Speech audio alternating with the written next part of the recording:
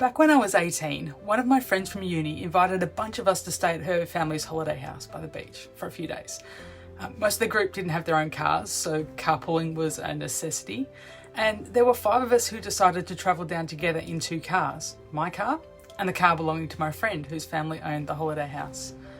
On the day we were to travel down, I picked up the 2 friends who were going to be travelling with me, and we headed over to meet up with the rest of the group. Once everyone had arrived, we set off. But there was a complication because this holiday house had been in my friend's family for decades, and although she knew how to get there, it turned out she didn't have a clue what the street address was. "That's okay," she said, "just follow me."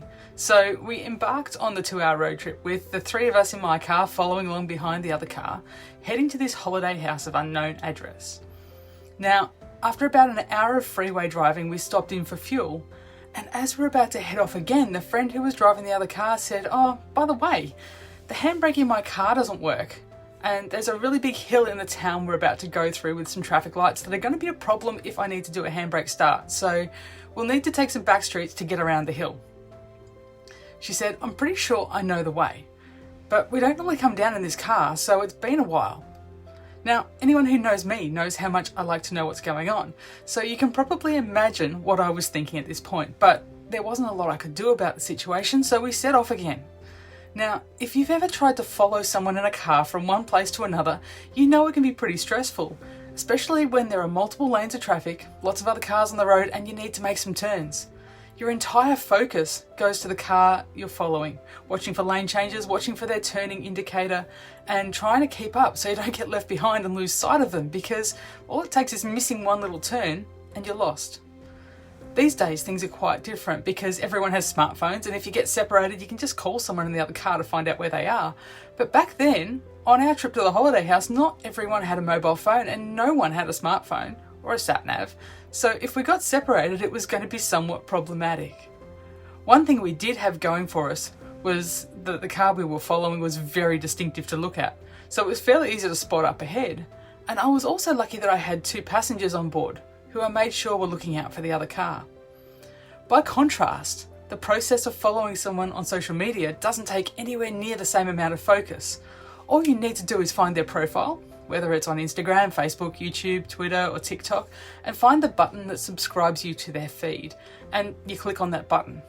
Once you've done that, you've officially connected and you'll get to see what that person posts. But there's a complication, because there's so much being posted on social media, it's not as simple as you follow someone and you see what they're up to. Every social media platform has an algorithm, which is a fancy way of describing a sophisticated computer program that's designed to show you more of what you like looking at and less of what you don't like looking at, in an attempt to keep you on their platform for longer. The other job of the algorithm is to show you some ads. They want to get you to buy stuff, which it also tailors to your personal preferences. So when you look at your home feed, whether that's on Facebook or Instagram or one of the other platforms, you're definitely not going to see every post that gets made by someone you're following. And even if you do, there's going to be a heap of other stuff mixed in that's fighting for your attention. What that means is that it's really easy to get distracted. In our busy lives, the tendency can be to follow Jesus, like we'd follow someone on social media. We make a definite choice to follow him, but there's so much other stuff going on in the feed of our lives that it's easy to get distracted and end up watching some crazy cat video. If you want your life to bear fruit, you need to follow Jesus like you'd follow a car that's heading to an unknown destination, constantly watching and making sure you don't get distracted by the other stuff going on around you. Remember the parable of the sower that Jesus told in Matthew chapter 13, and in particular, the seed that fell among the thorns. That seed got crowded out by the worries of this life and the lure of wealth, so it didn't produce any fruit, which is what happens when we allow the distractions of this world to steal our focus.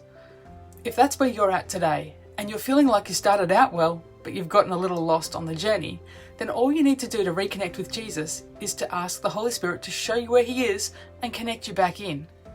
And if you're wondering whether we managed to find our way to the holiday house, yes, we did. Although there were quite a few times when we lost sight of the other car for a few moments and almost missed our turn.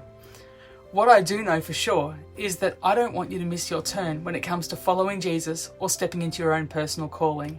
If that's something you want to know more about, then make sure you subscribe and get notifications for when new Thrive episodes are released, because they're all about bringing you clarity and helping you step into your own personal calling. Also, if you have a friend who might benefit from this message, make sure you share this with them. Until next time, blue skies.